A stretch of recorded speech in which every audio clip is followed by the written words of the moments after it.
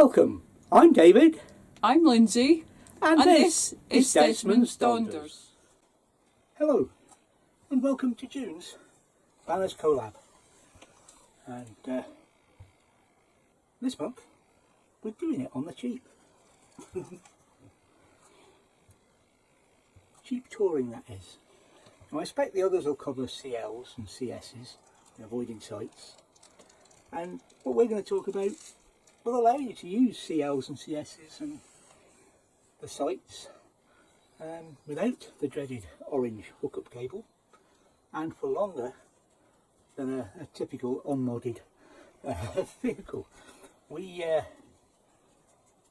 modded in such a way that we're actually independent, apart from waste, of going anywhere near so-called civilization, you know, those places where people live.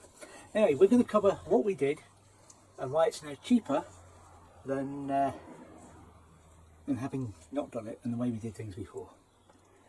So, one of the essentials in your caravan and motorhome is going to be gas for cooking and heating and etc, etc. Well, our advice there to make things cheaper, although it isn't cheap to start with, is to get refillable bottles, tanks, etc. I want to get an underslung tank for Desmond, but at the moment we have 6 kilograms, and that actually does us in the summer. It can do us all summer, and in the winter it depends how cold Lindsay gets. Yeah. So yeah, we've got 6 kilos, and although it's a little bit expensive at the moment, it costs us £15 to £16 a time maximum to top up and fill up, and that's getting to be half the price of a 6 kilogram from a certain well-known orange bottle supplier. Yeah? Yeah. Now, Lindsay had some doubts about the gas bottles, but I almost insisted when we got Desmond, and let Lindsay tell you what's now happened. Well, I have a spreadsheet for all the costs for Desmond, and I know how much we spent on diesel and I know how much we spent on gas. Desmond, we've had 7 years this Monday. Yeah, I know, 7, wow. And we have spent less than £400 in 7 years on the gas, on the LPG refilling the bottles. Now, you do the calculations and tell me how many bottles you could get from the red labelled gas supplier for that. So, yeah, David was right and I was wrong. I don't say that often, and he's better not get used to it because it ain't happening again. Behave. So, that's our first recommendation. Spend money to save money. Or second is batteries. I say batteries. No, I don't mean one for the truck part and one for the leisure battery, but I mean a bank of leisure batteries. The power that you're going to use to run your pumps, your lights, etc. And if you must, your heating. Not your heating, your television. I'm not going to take that out, we'll just keep going. It's one long video of outtakes by the look of it. But a bank of batteries, we carry 3. 110 amp hours, 3 batteries, and well, so far we haven't run out of power. We don't have a television. And we're experimenting with something new, which I may tell you about later. But we don't have a TV, and we listen to the radio, we listen to music, we read books, or we enjoy what's outside the door and looking at the world around us. And what's out there at the moment is a bit of woodland, and the birds are distracting me. They do it deliberately, I'm sure. However, so what does the range of batteries, the 3 batteries give us? Well, they give us extra power, extra wattage if we need it, and redundancy. If one of them goes down, we don't immediately have to go home. We just take it out of circuit, and the others can, the other 2 can handle most of the load. I wouldn't want to do that in the winter, but it could be done. What do you think about having 3 batteries? Having the 3 batteries is great, especially during the summer, because basically we can charge the phones, the batteries for David's drone, the batteries for my camera, and it comes straight from the solar panel. The winter is slightly different because obviously living where we live, we don't have as much daylight hours, so we tend to take battery banks with us during the winter so that we can charge them, so that we save the batteries underneath for what we need for the lights. We have all LED lights in our van. We have had LED lights in this van and our numerous caravans before that, because we knew it was cheaper and a lot safer than having halogen light bulbs on, and when you actually went to switch them off, you lost the skin off your fingers. So LED has got to be the way to go. I suppose that's what we talk about. Sorry, I forgot. But I suppose it comes under batteries.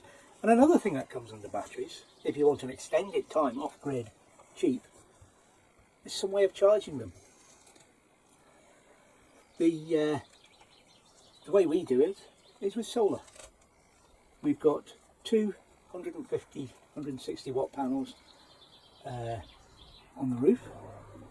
They are connected through an MPPT solar controller and charge the batteries. And most times, including sometimes in the winter, they're charged by the time we get up. I know, now that's nothing to boast about, because that's in the summer that could mean they've been up for a few hours. But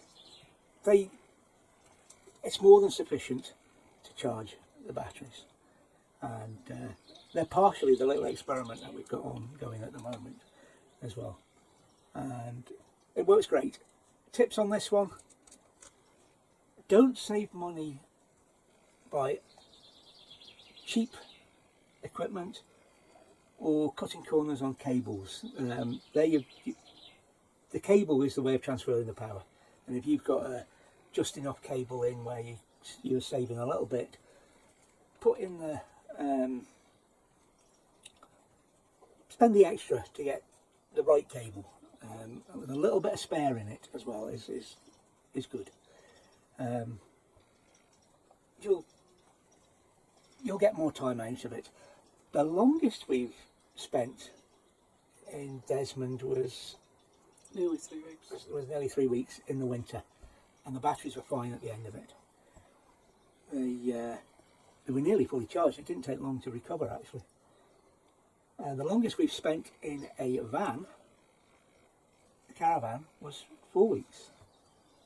That was a lot smaller panel and a long time ago, and we were towing every few days as well. But extended periods can be done. We've not actually been abroad dependent on solar, but with our figures from the north of Scotland, 3 weeks in the winter up here, I've got a funny feeling we wouldn't have any problems or any need for an electric hookup abroad either. Just as well, really. We don't carry the orange cable. Well, we're independent of an orange cable. Now, number 4, I'm going to talk about apps.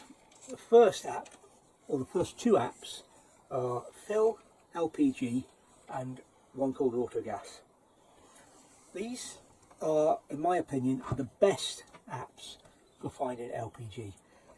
They've not let me down. Fill LPG and Autogas are both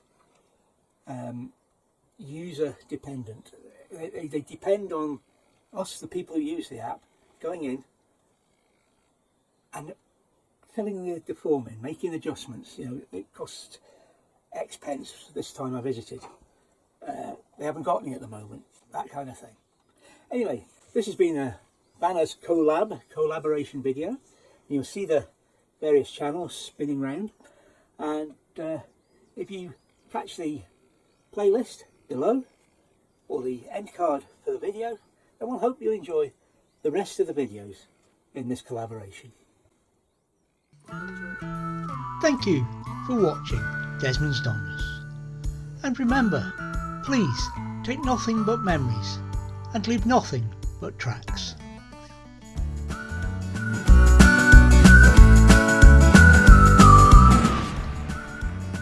Please subscribe and ring the bell for notifications, and hopefully we'll see you next time.